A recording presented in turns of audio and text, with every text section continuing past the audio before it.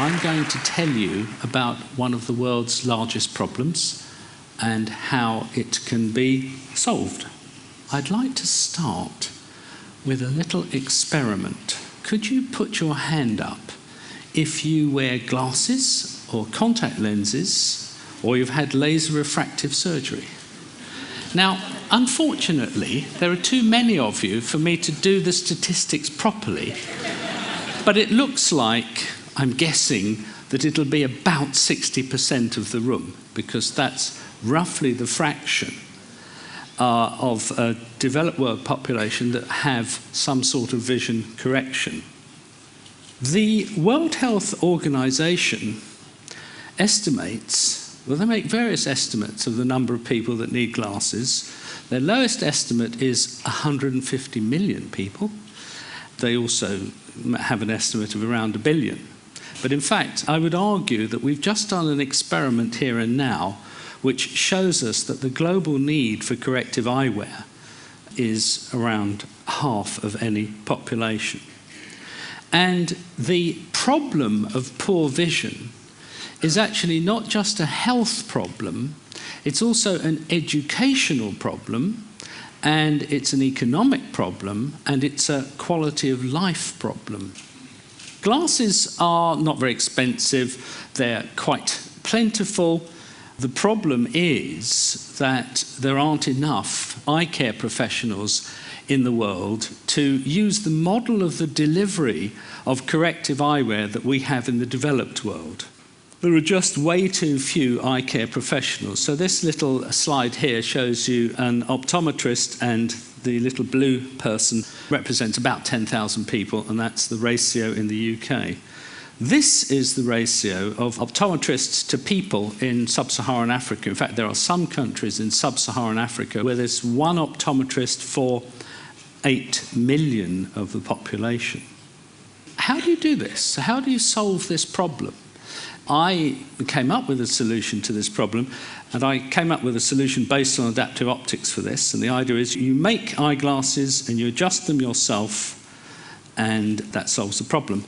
What I want to do is to show you that one can make a pair of glasses, and I shall just show you how you make a pair of glasses. I shall pop this in my pocket. I'm short-sighted. I look at the signs at the end, I can hardly see them. So, okay, I can now see that man running out there, and I can see that guy running out there. Okay, I've now made prescription eyewear to my prescription. The next step in my process, so I've now made eyeglasses to my prescription. Okay, so I've made these glasses, and okay, I've made the glasses to my prescription, and I've just there we are.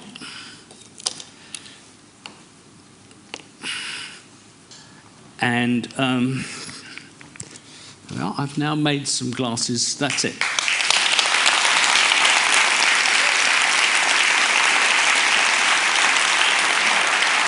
Now, these aren't the only pair in the world. In fact, this technology has been evolving. I started working on it in 1985, and it's been evolving very slowly. There are about 30,000 in use now, and they're in 15 countries, and they're spread around the world.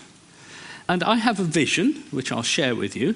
I have a global vision for vision, and that vision is to try to get 1 billion people wearing the glasses they need by the year 2020.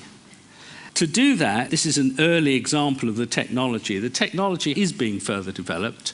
The cost has to be brought down. This pair, in fact, these currently cost about $19, but the cost has to be brought right down. It has to be brought down because we're trying to serve populations who live on $1 a day. How do you solve this problem? You start to get into detail, and on this slide, I'm basically explaining all the problems that you have. How do you distribute? How do you work out how to fit the thing?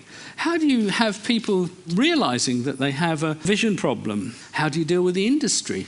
And the answer to that is research. what we've done is to set up the Centre for Vision in the developing world here in the university. If you want to know more, just come and have a look at our website. Thank you.